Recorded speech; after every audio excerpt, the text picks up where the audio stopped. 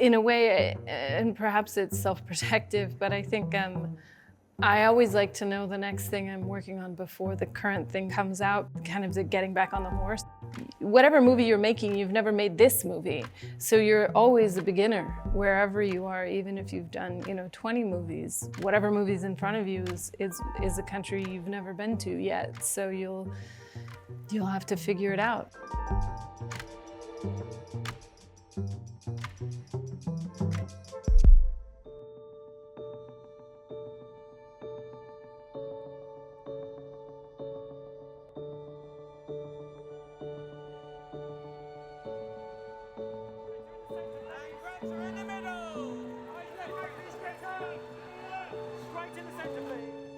So much of what you do as a director actually happens before anyone gets there. I mean, it's, the hours and hours and hours of meetings with your crew and your department heads and everybody who's going to realize this dream. And it's almost like you build outwards in terms of having everybody see the thing you saw in your dream. And then they'll bring their own dream to it and deepen it, and you think, oh, well, that's exactly what I meant, but I wouldn't have known how to do that you had the other part to it. So you kind of start building a larger and larger group who understands it, and then by the time the actors get there, it's like you have a couple hundred people who are all seeing the thing that doesn't exist yet, and then that makes it easier for the actors to step into the reality because we've invested so much into it.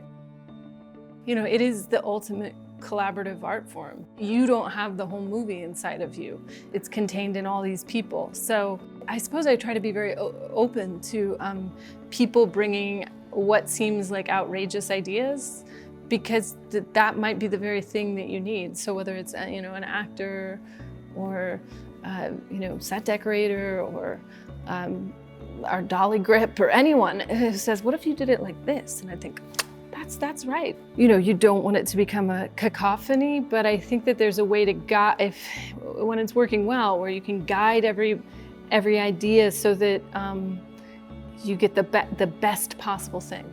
It's great when it's all working. So cool.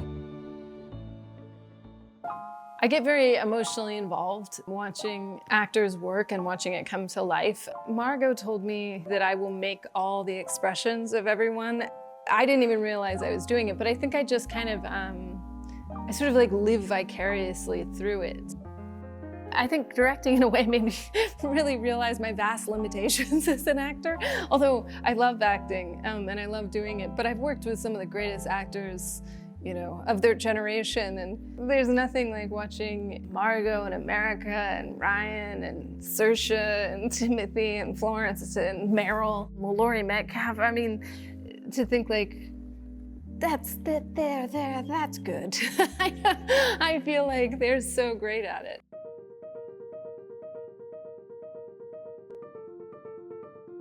C.S. Lewis Narnia books are something that I've loved since I was a child. I would say the two big books of my childhood were Little Women and the Narnia books. So I had that, instant excitement, but instant terror that comes from trying to tackle something that has shaped me.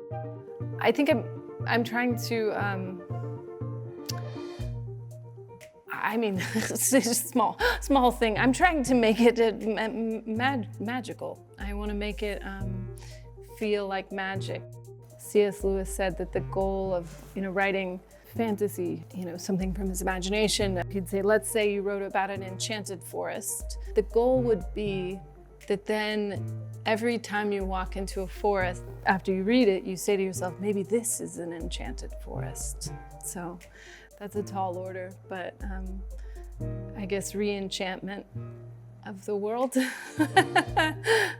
No problem there. I think Bohr has said this about writing. He said a lucky line here or there is the gift of chance. And he says only the errors are my own. And I feel like only the errors are my own. There's almost no way to get everything right all the time. So, you never feel like the mountain's behind you. It's only ever in front of you. I set my sights a little high, but I don't know any other way to do it.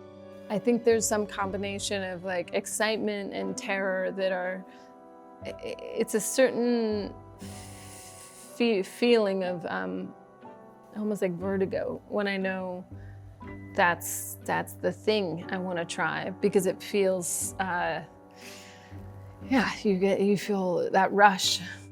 I don't like roller coasters that much, but it feels like a roller coaster. I've done them, I did them, I do them sometimes, but I'm sort of like, I don't need to, I do that emotionally.